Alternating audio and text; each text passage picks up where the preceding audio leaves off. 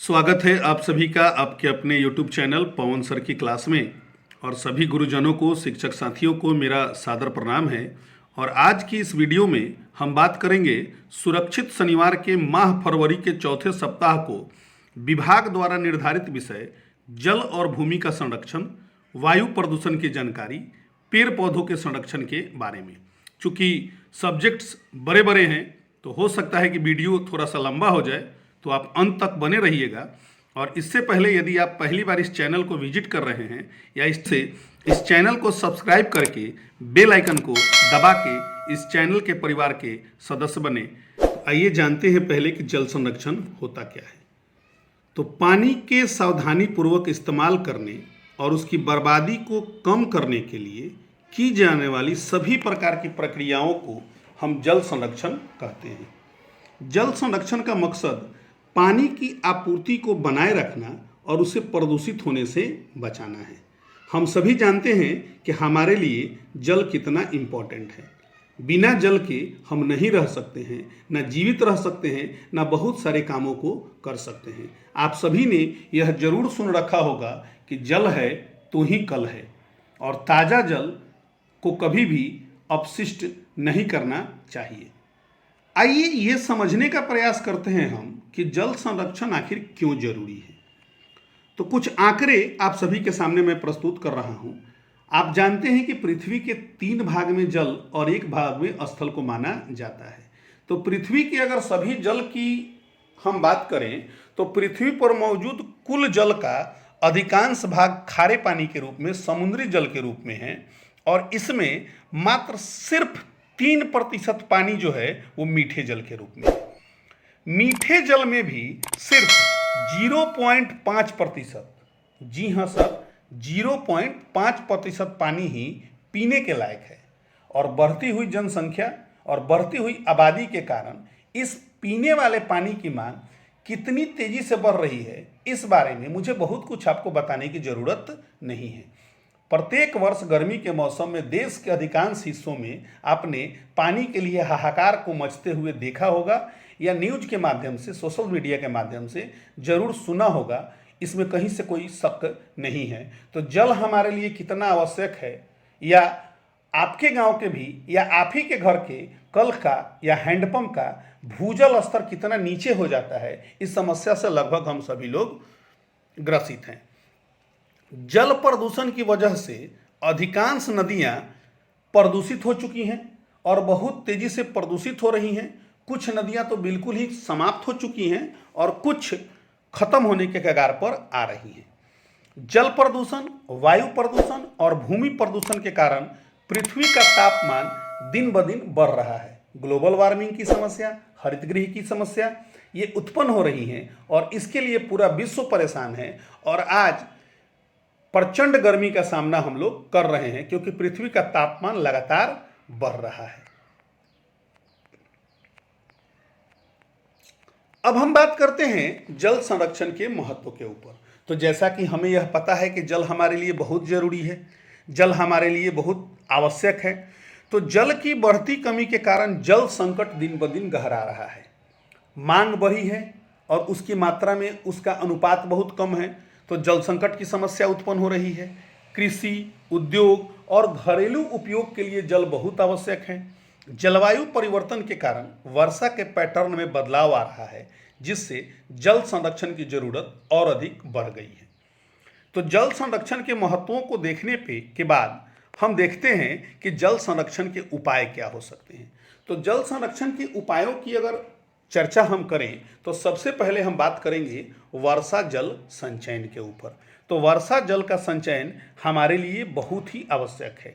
हम अपने घरों पे, छत पे, विद्यालयों में या कहीं भी वर्षा के दिनों में वर्षा जल का संचयन कर सकते हैं। खुद भी और विद्यालय के बच्चों को भी इसके लिए प्रेरित कर सकते हैं कि वर्षा जल का संचयन हमें कैसे करना चाहिए और इसके लिए हमें क्या क्या करना चाहिए। घरों, स्कूलों और सार्वजनिक भवनों में वर्षा जल संचयन प्रणाली लगाकर हम अपने धरती के भूजल स्तर को आसानी से बढ़ा सकते हैं। खेती में पानी का एक बहुत बड़ा हिस्सा, जल का एक बहुत बड़ा हिस्सा सिंचाई में व्यर्थ हो जाता है और सिंचाई जो करने की हमारी पारंपरिक विधि होती है, उस सिंचाई विधि में बहुत सा जल ऐसे ही व्यर्थ बर्बाद हो जाता है। तो इससे बचने के लिए हम ड्रिप सिंचाई और स्प्रिंकलचर तकनीक का उपयोग कर सकते हैं। पानी के अपव्यय को रोकना, ये भी हम देखते हैं, अक्सर हम लोग देखते हैं कि हमारे विद्यालय के बच्चे या हमारे घर के बच्चे या खुद हम भी यदि किसी नल पे या किसी हैंडपंप पे पानी पीने के लिए जाते हैं, तो पानी पीने के साथ पानी पीने का काम तो हम थोड़ा बहुत करते हैं, लेकिन बहुत अधिक पानी को हम बर्बाद कर देते हैं। जैसा कि आप इस चित्र में देख रहे हैं कि विद्यालय के 2 बच्चे पानी पी रहे हैं और नीचे से पानी बेकार हो रहा है। तो इस प्रकार की क्रिया को हम पानी का अपव्यय कहते हैं। तो इसके लिए हमें नल को बंद रखना चाहिए, रिसाव को ठीक करना चाहिए, पानी को आवश्यकता अनुसार जितना ज़रूरत हो उतना ही उपयोग करना चाहिए, पानी को बर्बाद नहीं हो देना चाहिए तथा पानी को दोबारा इस्तेमाल करने की आदत को डालना चाहिए। तीसरे अगर महत्व की अगर हम बात करें तो झीलों, तालाबों और नदियों का संरक्षण। जल के संरक्षण के लिए झीलों का, तालाबों का और नदियों का संरक्षण भी अत्यंत आवश्यक है। जल निकायों को स्वच्छ रखना और उनमें कचरा या रसायनों को डालने से बचना चाहिए। जल को प्रदूषित होने से बचाने के लिए उसमें गंदे चीज़ों को नहीं डालना चाहिए, रसायनों को प्रवाहित नहीं होने देना चाहिए, मवेशियों को नहीं नहलाने देना चाहिए, है ना।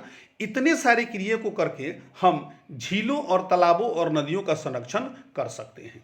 वृक्षारोपण, अगर हम देखें तो जल संरक्षण में ही नहीं अपितु सभी पर्यावरणीय समस्याओं का एकमात्र उपाय अगर है तो वो है वृक्षारोपण। चाहे जल समस्या की घटना हो, चाहे वायु प्रदूषण की समस्या हो, चाहे भूमि प्रदूषण की समस्या हो, चाहे हरितगृह हो, चाहे ग्रीन हाउस इफेक्ट हो, सभी का एकमात्र उपाय है वृक्षारोपण और पर्यावरण का संरक्षण। पेड़ जल को अवशोषित करके भूजल स्तर को बढ़ाने में मदद करते हैं। पेड़ वर्षा कराते हैं, पेड़ ऑक्सीजन प्रोवाइड करते हैं। तो पेड़ हमारे लिए बहुत ही आवश्यक हैं। तो हमें वृक्षारोपण खुद भी करना चाहिए और अपने विद्यालय के बच्चों को भी वृक्षारोपण करने के लिए अधिक से अधिक प्रेरित करना चाहिए। अगला हमारा टॉपिक है भूमि संरक्षण। तो जानते हैं पहले कि भूमि संरक्षण क्या है। तो भूमि को क्षरण, कटाव, बंजरपन और प्रदूषण से बचाने के लिए उठाए गए सभी प्रकार के उपाय भूमि संरक्षण के अंतर्गत आते हैं। यह प्राकृतिक संसाधनों की सुरक्षा और सतत विकास के लिए बहुत ही आवश्यक है। हम भूमि संरक्षण कैसे कर सकते हैं? तो भूमि संरक्षण करने के लिए हमें यह पहले जानना होगा कि भूमि संरक्षण का महत्व क्या है, आखिर क्यों भूमि संरक्षण हमारे लिए बहुत जरूरी है।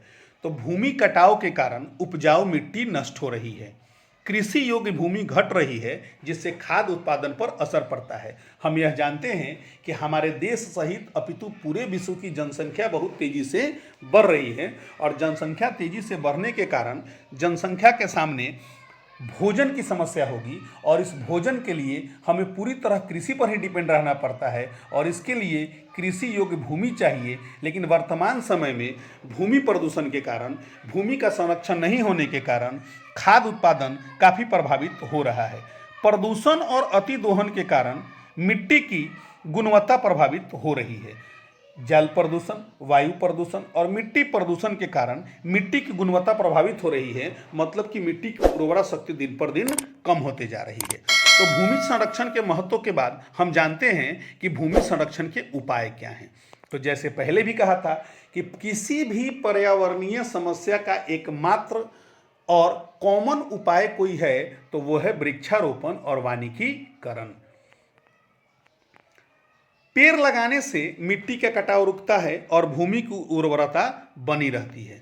खेतों में फसल चक्र और मिश्रित खेती करने से, अलग अलग प्रकार के फसल उगाने से मिट्टी में पोषक तत्वों की कमी नहीं होती है। सीढ़ीदार खेती, भारत के कई पहाड़ी इलाकों में सीढ़ी नुमा खेत का हम लोग उदाहरण देखते हैं। पहाड़ी क्षेत्रों में सीढ़ी नुमा खेती करने से भूमि के कटाव को रोका जाता है, जो भूमि संरक्षण में सहायक होते हैं।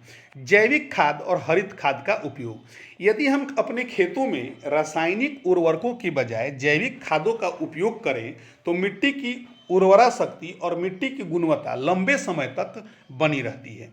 कचरे और प्लास्टिक का सही निपटान। हम दैनिक जीवन में बहुत सारा कचरा फैलाते हैं और इन कचरा में सबसे ज़्यादा अगर कचरा कुछ होता है तो वो प्लास्टिक होता है।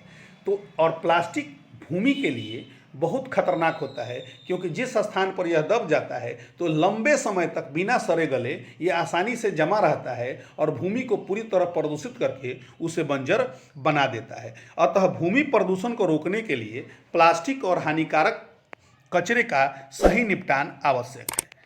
निष्कर्ष देखें अगर हम, तो हम ये कह सकते हैं कि जल और भूमि का संरक्षण केवल सरकार की जिम्मेदारी नहीं है, बल्कि हम सभी को इसमें अपना योगदान देना चाहिए। जल बचाने और मिट्टी को उपजाऊ बनाए रखने के छोटे छोटे प्रयासों से हम अपने पर्यावरण को संरक्षित कर सकते हैं और आने वाली पीढ़ियों के लिए एक बेहतर भविष्य सुनिश्चित कर सकते हैं।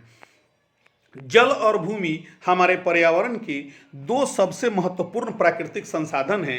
बढ़ती जनसंख्या, शहरीकरण और औद्योगिकीकरण के कारण इन संसाधनों पर भारी दबाव पड़ रहा है। इसलिए जल और भूमि के संरक्षण की आवश्यकता पहले से और कहीं अधिक बढ़ गई है। अब हम बात करते हैं वायु प्रदूषण के ऊपर। तो सबसे पहले यह हम जानते हैं कि वायु प्रदूषण होता क्या है। हमें जीने के लिए ऑक्सीजन चाहिए, हमें जीने के लिए ऑक्सीजन चाहिए और ये ऑक्सीजन बिल्कुल स्वच्छ और साफ होना चाहिए। तो जब वायु में हानिकारक गैसें, धूलकण, धुआं और रसायन मिल जाते हैं, जिसके कारण वायु की गुणवत्ता समाप्त हो जाती है या प्रभावित होती है, जिससे पर्यावरण और जीवों पर बुरा प्रभाव पड़ता है, तो इसे वायु प्रदूषण कहा जाता है। आपकी स्क्रीन पर तीन चित्र दिखाई पड़ रहे होंगे, जिसमें हम देख सकते हैं कि पहले चित्र में औद्योगिक क्षेत्रों से निकलने वाले चिमनियों के धुएं हैं, दूसरे चित्र में वाहनों और चिमनियों के धुएं हैं और तीसरे चित्र में गाड़ियों वाहनों से निकलने वाले धुएं हैं। और अप्रत्याशित मात्रा में ये धुएं निकल रहे हैं और हमारे पर्यावरण को सीधे प्रभावित करके वायु को प्रदूषित कर रहे हैं। वायु प्रदूषण के कारण, बात अगर वायु प्रदूषण के कारणों की जाए तो वाहनों से निकलने वाला धुआं, पेट्रोल, डीजल इत्यादि के जलने से कार्बन डाइऑक्साइड, कार्बन मोनोऑक्साइड और नाइट्रोजन डाइऑक्साइड जैसी हानिकारक और खतरनाक गैसें निकलती हैं जो वायु को प्रदूषित करती हैं। औद्योगिक उत्सर्जन, विभिन्न प्रकार के फैक्ट्रियों से निकलने वाले हानिकारक धुआं, गैसें मिलकर वायु को प्रदूषित करते हैं। जैविक ईंधन का जलना, हमारे यहाँ ग्रामीण क्षेत्रों में आज भी जैविक ईंधन के रूप में लकड़ी, गोईठा, कोयला और पराली जलाकर खाना बनाया जाता है और किसान भाई खेतों में पराली जलाते हैं। इससे भी पर्याप्त मात्रा में वायु प्रदूषण बढ़ता है। अन्य कण वायुमंडल में मिलते हैं, जिससे निर्माण कार्य और खनन की प्रक्रिया में जब धूल कण वायुमंडल में जाते हैं तो ये भी वायु को प्रदूषित करते हैं। ज्वालामुखी विस्फोट से सल्फर डाइऑक्साइड और राख निकलती है जो वायु को प्रदूषित करती है। धूल भरी आंधी चलने से और जंगलों में आग लगने से भी पर्याप्त मात्रा में वायु प्रदूषण होता है। वायु प्रदूषण के प्रभाव, तो वायु प्रदूषण के प्रभाव को हम कई वर्ग में बांट सकते हैं। इसमें सबसे पहला प्रभाव हमारे आता है कि स्वास्थ्य पर प्रभाव। तो चूंकि वायु प्रदूषण का सीधा संबंध हमारे स्वास्थ्य से ही होता है, तो सांस की बीमारियां, चूंकि सांस के रूप में हमें शुद्ध ऑक्सीजन चाहिए और यदि वायु प्रदूषित है, इसका मतलब है कि उसमें ऑक्सीजन की मात्रा कम है या है तो प्रदूषित है। ऐसी स्थिति में सांस संबंधित बीमारियां जैसे दमा, ब्रोंकाइटिस और फेफड़े का कैंसर होने की संभावना बहुत अधिक तक बढ़ जाती है। हृदय रोग और उच्च रक्तचाप, जिसे हाई ब्लड प्रेशर भी कहा जाता है, की समस्याएं बढ़ जाती है। आंखों में जलन और त्वचा संबंधित समस्याएं भी उत्पन्न होती हैं और भी विभिन्न प्रकार की बीमारियां स्वास्थ्य को प्रभावित करती हैं। अगर पर्यावरण पर प्रभाव की बात की जाए तो अम्लीय वर्षा, यह मिट्टी और जल स्रोतों को प्रदूषित करती है। वायुमंडल के ऊपरी भाग में जब सल्फर डाइऑक्साइड और नाइट्रोजन डाइऑक्साइड की मात्रा बढ़ती है तो ऐसी स्थिति में ये सल्फ्यूरिक और सल्फ्यूरस अम्ल नाइट्रस और नाइट्रिक अम्ल का निर्माण करते हैं और वर्षा जल के साथ धरती पर आते हैं, जिस वर्षा को अम्लीय वर्षा के नाम से जाना जाता है। ये हमारे खेतों के लिए, हमारे स्वास्थ्य के लिए, हमारे ऐतिहासिक भवनों के लिए और बहुत से कारकों के लिए बहुत जिम्मेवार होते हैं, जो वायु प्रदूषण के कारण ही होता है। ओजोन परत का क्षय, हम सभी यह बात जानते हैं कि ओजोन परत को पृथ्वी का सुरक्षा कवच माना जाता है, क्योंकि ओजोन परत सूर्य से आने वाली हानिकारक पराबैंगनी किरणों को धरती पर आने से रोकती हैं। लेकिन वायुमंडल में क्लोरोफ्लोरोकार्बन और फ्रियोन्स गैस की मात्रा अधिक बढ़ जाने से वर्तमान समय में ओजोन परत में बहुत बड़े बड़े होल्स हो गए हैं, छेद हो गए हैं, जिसके कारण सूर्य की हानिकारक घातक पराबैंगनी किरणें सीधे धरती पर आ रही हैं, जिससे हरित गृह प्रभाव और ग्लोबल वार्मिंग की समस्या उत्पन्न हो रही है। ग्लोबल वार्मिंग ग्रीन हाउस गैसों की अधिकता से धरती का तापमान बढ़ता है, जिसे ग्लोबल वार्मिंग के नाम से जाना जाता है। आज देश के और विश्व के प्रत्येक हिस्सों का तापमान बहुत तेजी से बढ़ रहा है और ये किसी न किसी रूप में खतरनाक है, क्योंकि इसके कारण जलवायु परिवर्तन हो रहा है, मौसम परिवर्तन हो रहा है और इसके कारण बहुत सारी बीमारियां पर्यावरण असंतुलित होकर फैला रहा है। अगर बात की जाए वायु प्रदूषण के निराकरण या उपाय की, तो सबसे पहला इसका उपाय है कि चूंकि वायु प्रदूषण धुएं से फैलता है, तो हमें कोशिश करना चाहिए कि सार्वजनिक परिवहन और साइकिल का प्रयोग अधिक से अधिक करें, पेड़ लगाएं और हरित क्षेत्रों को बढ़ावा दें। प्लास्टिक और पराली को जलाने से बचना चाहिए, क्योंकि प्लास्टिक और पराली को जलाने से पर्याप्त मात्रा में धुआं और हानिकारक विषैले गैस निकलती हैं, जो सीधे पर्यावरण को प्रदूषित करती हैं। सख्त पर्यावरण कानून को लागू करना चाहिए। नवीकरणीय ऊर्जा स्रोत जैसे सौर ऊर्जा, पवन ऊर्जा, समुद्री ऊर्जा इत्यादि के उपयोग को बढ़ावा देना चाहिए। इलेक्ट्रिक वाहनों और सीएनजी के उपयोग को बढ़ावा देना चाहिए। प्रदूषण निगरानी प्रणाली को लागू करना चाहिए। देखिए, चित्र में पराली को जलते हुए दिखाया गया है। इस पराली को जलाने से केवल वायु प्रदूषण ही नहीं होता है, बल्कि मिट्टी का भी प्रदूषण होता है, क्योंकि मिट्टी के जो पोषक तत्व होते हैं वो उसके ऊपरी भाग में ही स्थित होते हैं। जब हम पराली को जलाते हैं तो उसके गर्मी से मिट्टी के जो आवश्यक घटक होते हैं, जो पेड़ पौधों के उपजने के लिए बहुत उत्तरदायी होते हैं, वे भी समाप्त हो जाते हैं और वह मिट्टी बंजर बनने लगती है, उर्वरा शक्ति उसकी समाप्त हो जाती है। दूसरे फिगर में आप देख रहे हैं कि एक पेड़ के दो भाग दिखाए गए हैं। एक भाग जो पूरा का पूरा ग्रीन है और दूसरा भाग प्रदूषण के कारण पूरा का पूरा सूख चुका है। तो यह चित्र हमारे लिए, हमारे भविष्य का सूचक है कि हम कैसा वातावरण अपने लिए और अपने आने वाली पीढ़ी के लिए चाहते हैं। निष्कर्ष की अगर बात की जाए तो वायु प्रदूषण एक गंभीर समस्या है, जिसका प्रभाव हमारे स्वास्थ्य और पर्यावरण पर पड़ता है। इसे नियंत्रित करने के लिए सरकार, उद्योगों और नागरिकों को मिलकर प्रयास करने होंगे। अगर हम स्वच्छ ऊर्जा अपनाएं, अधिक से अधिक पेड़ लगाएं और प्रदूषण को फैलाने वाली गतिविधियों पर नियंत्रण रखें, तो इस समस्या को काफ़ी हद तक कम किया जा सकता है। एक शिक्षक होने के नाते हम सभी का भी यह परम कर्तव्य बनता है कि हम खुद भी और विद्यालय के बच्चों को भी पेड़ लगाने के लिए प्रेरित करें और प्रत्येक दिन चेतना सत्र में बच्चों को इससे होने वाली दुष्प्रभावों की चर्चा करें। तो उम्मीद है कि आज आपको यह मेरे द्वारा दी गई जानकारी बहुत अच्छी लगी होगी। तो यदि आपको यह जानकारी अच्छी लगी है तो इस चैनल को सब्सक्राइब करके बेल आइकन को दबाकर इस चैनल के परिवार के सदस्य जरूर बने और हम